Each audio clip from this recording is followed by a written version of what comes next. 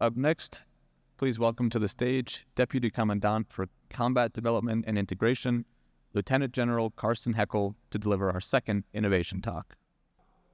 Okay, hey, good morning, everybody. I know I'm following a couple of really tough acts, so I'm gonna keep it. I've got a presentation I want to throw up here. Hopefully it'll have some, get some juices flowing for you. I've only got 20 minutes. I'm gonna go through this pretty quickly, and if there's any questions and answers at the end, that'd be great. And if not, I'll return some time for you. So, as introduced, I'm the Deputy Commandant for Combat Development and Integration, which means I'm essentially the requirements officer for the Marine Corps. I've been doing this for almost 3 years, and as you know, the Marine Corps has started on its journey of force design coming up on 5 years ago, and that's kind of been my focus of effort these last 3 years, and we've made a lot of progress. So what they asked me to talk about was how the Marine Corps is being designed and developed for modern warfare. Again, we're kind of building the airplane as we fly it, and that's good. I'm very satisfied with where we are. We've made a lot of progress, and I'll finish with that and show you a couple slides. But we are definitely, as you know, General Berger came on as the 38th Commandant, realized we weren't organized, trained, or equipped for the current pacing threat. That was in 2019. And as you know, the National Defense Strategy of 18 directed us to deal with the CCP. And then the National Defense Strategy of 22 has maintained course and heading on that. So everything we've done in force design has been first and foremost strategy-driven, concept-based, and most important to me, threat-informed, okay, all along the way. So one of the things for the modern battlefield that you have to take into consideration, the global security environment. And when I made this brief back in the fall of 21, you're going to see, so this is from 21 with minor updates, how much of the things that we were concerned about on this force design journey have come to fruition. Clearly, we're seeing this. And now, when I built this, who would have thought the Red Sea, and we'd had the Houthis in the Red Sea, basically, essentially shutting down a main global commerce route. Clearly, this is happening. And then what I show here is, you know, the one on to your left, that's the little green men in Donbass. This is the gray zone strategy. I know a lot of people don't like gray zone. Other than military operations, I don't know what you want to call it, but notice no markings, no rank, no flags, little green men in Donbass, and we saw where that led to the illegal invasion and annexation of the Crimean Peninsula, and now the full-blown invasion of a sovereign nation, Ukraine. On the other side, you see the Chinese Maritime Militia. Essentially, General Secretary Xi pulled a page out of the Putin handbook, and now, essentially, that is the CCP's version of gray zone ops. They use their maritime militia and their Chinese Communist Coast Guard. Not really military, right? So, and then, of course, the Spratly, the South China Sea Spratly Islands. General Secretary Xi told President Obama not going to be militarized. You know, I think the one thing you learn from a communist, if their lips are moving, they're lying. And so we have militarized islands in the South China Sea.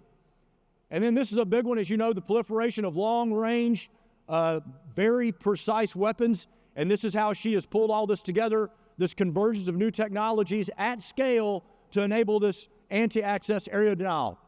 And this is similar to what the Nazis did with the Blitzkrieg.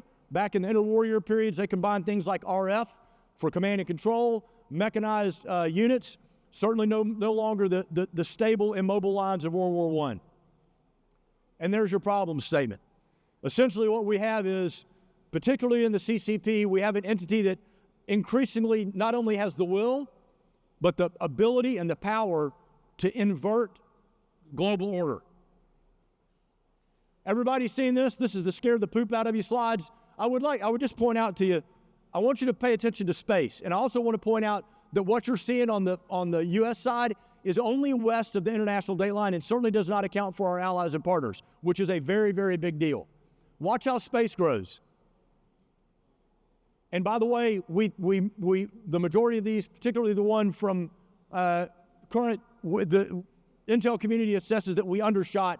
We hit behind the duck on this one. In other words, it's worse than it's depicted.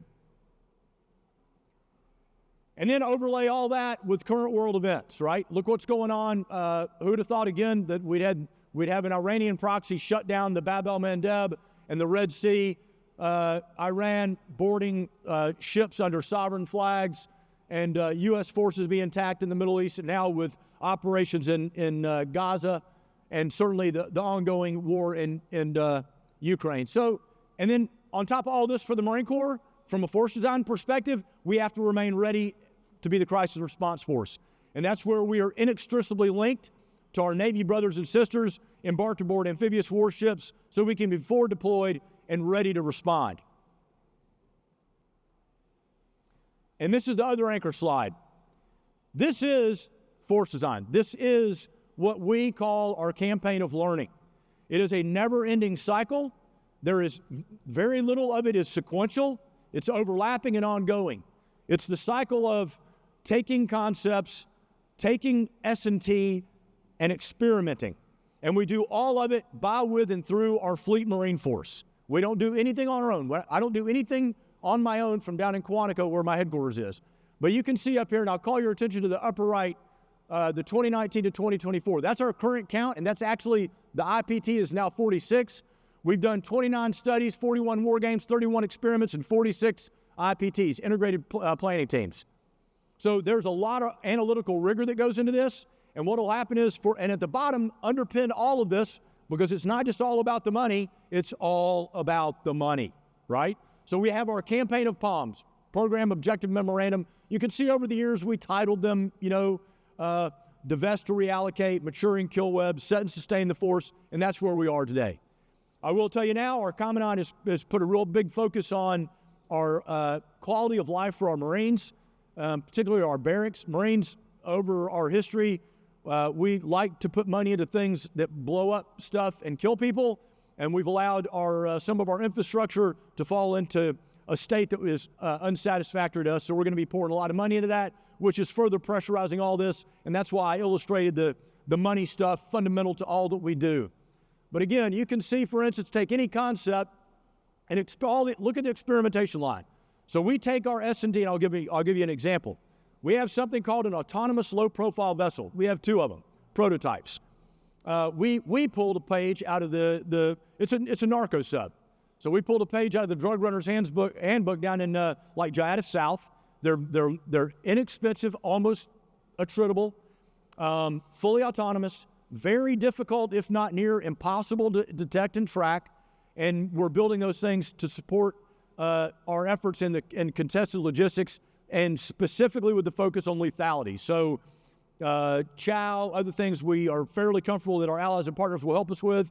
The conversation becomes a little more stressed when you start talking about things that go hundreds, if not thousands of miles and kill things. So we're focusing on that in our contested logistics effort. But all that experimentation feeds back into this campaign of learning, and we pull it back into the whole process, and we make changes. We've made multiple changes along the way on this force design journey. There will be many, many more to go. And if you notice, I don't call it Force Design 2030 anymore. It's Force Design. This will never, ever end. And we just recently, the 46th IPT, we're really calling a campaign of learning audit group. Over this course of about 6 weeks, we went through all this, and we're going to make changes to the Marine Corps or make recommendations to our Commandant on going forward in force design. And then, of course, here it is. All these capabilities, we get out and you can see the timeline, how we have taken this strategy-driven, concept-based, threat-informed, and we fielded equipment to Marines. Remember, we equip Marines, we don't man equipment. And back to my comment about the infrastructure in the state and the unsatisfactory state, our most important weapon system is the Marine, the individual Marine. So when you hear anybody talk about something like Barracks 2030 and the billions of dollars we will pour into that, that's part of force design. Because if I don't have the most essential element to what I do, the Marine, if they're not completely satisfied, trained, happy, they come to work and go to war with a happy heart because they're defending a nation they love, that's a big part of it. So we're okay with that. People try to separate Barracks 2030. Don't. It's part of force design. Eye chart, intentionally so. Everything you see up there, we have fielded, or we're fielding shortly. An example, I don't have a pointer, but if you look in the column right here in front of me, the stern landing vessel, and below that, you see the autonomous low-profile vessel. So all these things are fielding, and a lot of them, like you see the Gator radar, you just had General Rainey up here. We were talking back in the green room.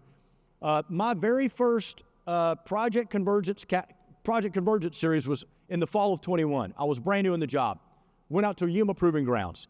Ever since then, this collaboration with the Army Futures Command has been phenomenal, and Project Convergence series of exercises have been amazing. We just completed the most recent in March, Project Convergence Capstone 4, and we debuted the stern landing vessel and the autonomous low-profile vessel, and we debuted our MMRC, which is our multi-mission reconnaissance craft, a small boat. We've collaborated with an Australian company called Whiskey Boats to experiment with some of their equipment. Again, what I told you about the campaign of learning, right? Iterative, never stopping, very little sequential, and we're pulling that back into our campaign of learning. So I just want to show you that we're not talking about, and one of the big ones, Nemesis, Navy Marine Expeditionary Ship Interdiction System. We fielded systems out into the first island chain, into the 3rd Marine Expeditionary Force, and now we're equipping them with the missiles they need to be able to control key maritime terrain in a much more effective way than the Houthis are. So, great slide. And last one I'll leave you with is the XQ-58, the second column from the right, 2 down. That's we've got 2 of those that we're going to experiment with. Autonomous. So it's the collaborative combat aircraft. We're very excited about this. Doesn't need a runway to launch or recover, which is important to the stand-in force, and more on that in a second.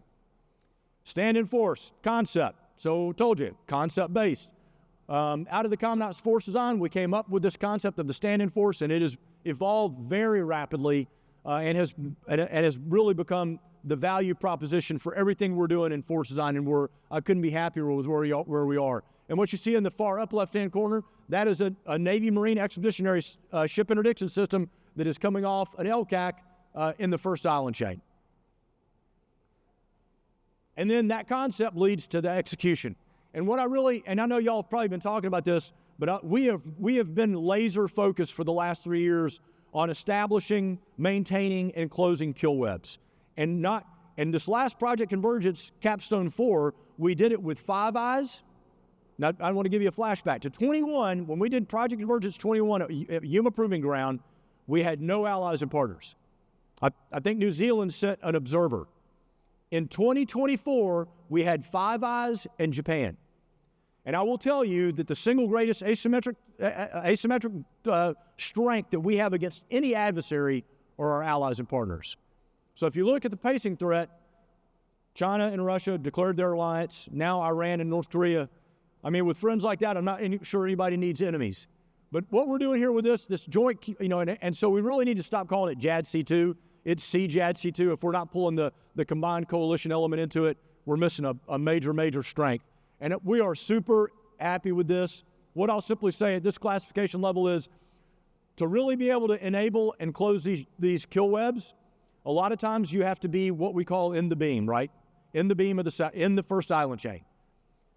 You can't be doing it from anywhere else. And my suspicion is that in the early stages of crisis spiraling out into conflict, my opinion only, I think the first thing we're probably going to lose is space. Probably for some extended period of time, meaning it's going to be uncomfortable. And the stand-in force in the first island chain, in the beam, will be able to enable the joint and coalition force. And that's really all I can say at this classification level. All right, so now the main effort, right now, my pacing effort within force design is contested logistics. As always, logistics, as long as there's been warfare, logistics ends up being one of the most difficult tasks, right? And it is no different here. So again, I referenced the autonomous low-profile vessel. We have the stern landing vessel right now. We've got one that's fielded. We leased a commercial ship, and it will soon be departing the West Coast to go to the first island chain and start exercising with our 3rd Marine Littoral Regiment in the first island chain, deterring and campaigning. So again, one of the major efforts we've put forward in this area is the global positioning network, right? We're rethinking the days of prepo, preposition of float, being stashed ashore in an iron mountain somewhere is gone. Again, reference one of those early slides about this A2AD, this mature, long-range precision strike ability that the CCP possesses. So we're rethinking this entire thing and pretty happy with that. really happy with the allies and partners that are jumping on board, the Philippines, Palau, Australia. It's exciting. And then I mentioned this, the crisis response. You see the lower left picture there, the big deck, 20 F-35s on an amphib. 20 5th-gen stealth aircraft on an amphib. And again, the map chip, just to illustrate the slocks, and I'll just point out something for you. Where is the first and currently only overseas base the CCP has? The Bab el-Mandeb, just on the other side of where the Houthis are firing into the Red Sea. Think that's happenstance? Look what's happened with what the Houthis are doing. Look how disruptive it has been. We know that the CCP is sniffing around the Strait of Hormuz, and what's on the other side of the Strait of Hormuz? Iran. And then, of course, who owns both sides of the Panama Canal? China. This could be a problem. So I use that matchup to highlight the fact that key strategic maritime terrain is absolutely vital to any effort we're going to put forward anywhere around the world, but particularly in the Indo-Pacific. Again, expeditionary warfare, it is a strategic advantage, and I will simply tell you, when you look at that big deck amphib, the newest one just got delivered, the Bougainville, and it is an amazing vessel, a wet well. We are the only nation in the world that can simultaneously be conducting wet well ops, meaning you're launching LCACs and landing craft utility and maybe some underwater things that nobody knows about, simultaneously while you're slinging 5th-gen fighters off the flight deck and tilt rotors. Only nation that can do it. And this is our primary tool to be that timely crisis response force. And with that, we'll go to questions, if any. Because I've only got 5 minutes, and I'll be glad to return it to you. Any questions at all from anybody? Sir? Get your idea about understanding warfare. Okay, so the question was, what is my current understanding of electronic warfare in the Marine Corps? It's going to be absolutely vital, right? So, and obviously that goes classified very, very quickly, right, at some of the highest levels. So, but I will simply tell you that some of our efforts, well, I'm not even going to say that because I don't want to retire in a pink flight suit. So, we are putting a lot of effort into EW, and remember we were the last ones. The Growler's a great platform. We had the Prowler, which was a phenomenal piece of kit. But we're looking at a lot of autonomous systems to enable a lot of our EW.